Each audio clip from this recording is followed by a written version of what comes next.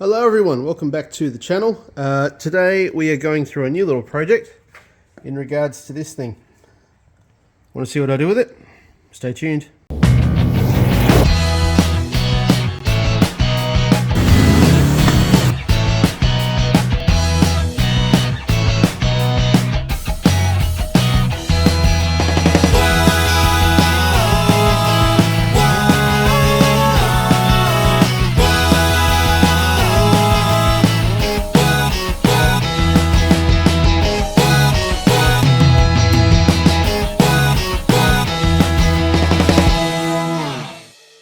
Welcome back to the channel.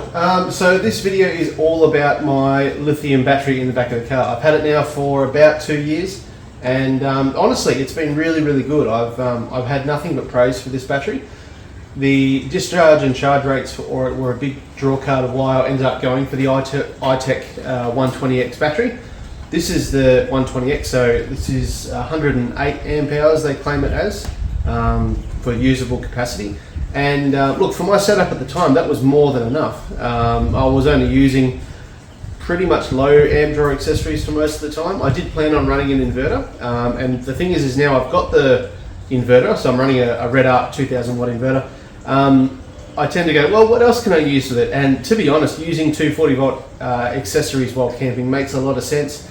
It reduces a lot of weight and a lot of, I suppose, extra bits and pieces you need to carry. Say for a gas cooker, you need to carry the gas cooker, then you need to carry a gas bottle, etc, etc. This is all, power is power. It's all there ready to go. And if I have a battery that can run all of my smaller stuff, charging things, running water pumps, compressors, lighting, that sort of thing, then why not just use the same amount of power to run a kettle or an induction cooktop, which is what I've done. I've maxed out this battery. It's been a very good battery, but unfortunately it's just too small in capacity for my current setup. And when I'm going to be doing more traveling and more adventuring with the kids, with the wife, whatever shape that may take, I want that extra capacity so that we can stay there for extended periods of time. So that's why I reached out to iTech and I explained the problem, and they sent me one of these. So this is the new iTech 240X battery, lithium battery. These are a deep cycle, high discharge and charge rates on these things, absolutely whopping, which is a reason I kind of stuck with them, because the specs on them were pretty high up there, and price wise also they're quite affordable, and they do a lot of sales and stuff as well. So I've gone with the 240X lithium battery. This is a complete drop-in replacement for the other battery. If I wanted to, I could just unbolt the terminals, take that one out, put this one in, away you go. Physically, this is a larger battery. It has to be. Energy, is neither created nor destroyed, so you need that larger space in there. Luckily for me, the width is the same, which is great. It's about 20-25 mil taller than the existing battery, and obviously it's longer. But length, I've got basically the width of the car to play with in terms of mounting it, and height is not really an issue for that small amount of space. So this is going to be a fantastic drop-in replacement. So I'm more than doubling my battery capacity, which I think is fantastic. Adds a lot of buffer in terms of the power that we're going to use while we're out camping. These things you can fit under the bonnet. They're under bonnet rated, though I'm not quite sure where you would mount it under the bonnet and what car would have that space for it. Now, the equivalent that I could find if I wanted a AGM deep cycle battery, so your standard lead acid ones, you're looking at it close to 70 kilos to have that battery in there, and they're physically larger than this too. It's probably about twice as big. So in terms of size and weight, the lithium comes way ahead. The other big thing about lithium batteries is they can handle a lot of input charge. So if I want to charge this really quickly, I can. At the moment, all of my 12 volt system runs off of a Red Arc Manager 30 system. So that's got the Red Vision screen, and the Red Vision is sort of the accessories on it, but the Manager 30 does all the charging side of things.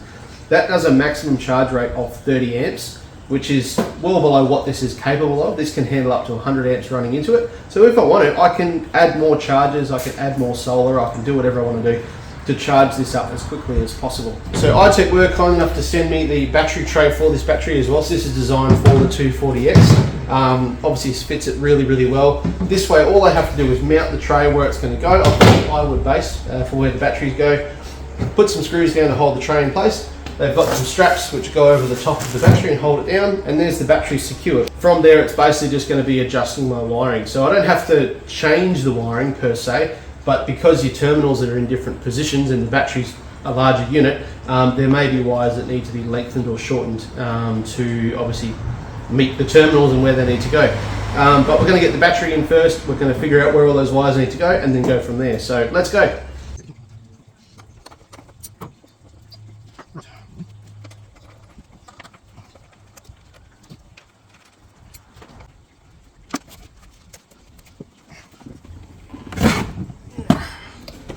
And there it is. So the old battery's out. It did have a wall here, you can see where it used to be. I've had to cut that out because the battery's physically longer. So that's where the tray is going to go, and now we're just going to figure out how much else we've got to cut, because as you can see when I've done it, I measured the lithium battery, the 120X, and built the wall as so, but we basically need to move that. So how far we need to do it, we drop our battery tray in, and that bottoms out on that end. We figure out how much extra we've got to cut out, mark that, cut it out with the multi-tool, and then we should be able to put our new tray down, screw it down, and then mount our battery. So the space has been made. I had to take a little bit off the back because obviously the tray is a little bit wider than the battery itself. The battery itself would slide in quite nicely, but then I've got no way to hold it down, so I want to use the tray. It did also mean moving this little wall, which has got my fuses on for the ARB twin compressor, but I can remount that wherever I need to go, so that's absolutely fine. Now the tray fits in there beautifully. Number of screws through the bottom to hold it down, and then I can look at actually putting the battery in there and making it all neat. I think what I'll do though, power of black paint, just tidy all this up, make it look all like it's not all been hacked to pieces. Then I'll install the tray and then put the battery in. 2 hours later. And just like that, we're all finished. So this is a new battery in. I thought I'd skip ahead the part where I'm doing all the tedious stuff, but essentially most of the wiring seemed to just work, seemed to be the right length. There were a few I needed to extend, well, I'm not going to go through the process of that because that's a bit boring, but yeah, look, the battery's all in, it's all installed. You can see the straps are holding it down. I've used them in a few places to hold the wiring in place and secure it. Also running like the main earth across the back there, which has actually been pretty neat, so I'm very happy with how that turned out. So we've got our big fuse for our inverter, that's a 250 ampere. Two small fuses, they're the 250s for the ARB twin compressor. And then, so you've got your battery monitor, the power to the Red Vision system, power to the compressor, and then power to the inverter. So that's pretty much our wiring. The battery monitor's on the other side there. I'm just going to tidy that all up with a few cable ties and stuff, but all behind here you won't really see. So I'm really happy with how that's all turned out. Fantastic. Tell you what, it's nice after a big project to have a nice scotch and bask in your own victories. So cheers guys. Now the 120X battery has been an absolute winner in my books. I've had nothing but good experiences with this battery, and look, still to this day I'm very happy with this battery. I don't have an affiliate link or anything anymore with iTechworld. I just want to pass on that this has been a good product and I think it would work very well for you. The 120X is really good for, you know, sort of a basic to, you know, sort of light duty sort of setup. Gives plenty of juice, plenty of power. If you're planning on staying longer than a night though, you may look at going for something a little bit larger in capacity, especially if you're using 240 volt appliances like I do.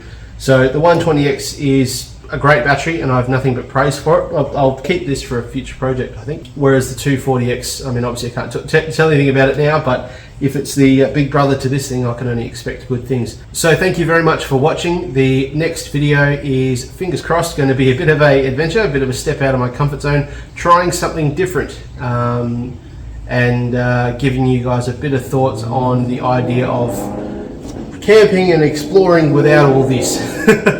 So there's your clue. We'll catch you next time on Off-Road Crusader. Cheers. Good battery. Good.